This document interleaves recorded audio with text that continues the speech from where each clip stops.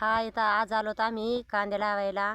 तर 4 वाफे जे परवा दिवशी आम्ही लावले होते तर त्यातले 4 वाफे कांदे लावायचे राहिलेले आहेत. तर मग आज आलोत कांदे लावायला. तर आम्ही त्या दिवशी 3 जण होतो, कोमल, मी आणि नितीन. आम्ही असे म्हणजे एक वाफ आम्ही तिघांमध्ये घेतला होता.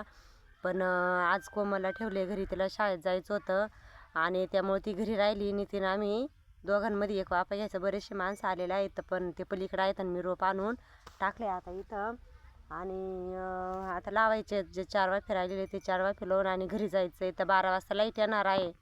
तर लाईटीची वाट बघत राहिले. तर इकडं असं एकदम निसर्गरम्य वातावरण आहे. तर त्यात पानकळ्यामध्ये एकदम भारीच वाटत असन, कारण की समोर डोंगर पण आहे, भाळवणीचा डोंगर आहे.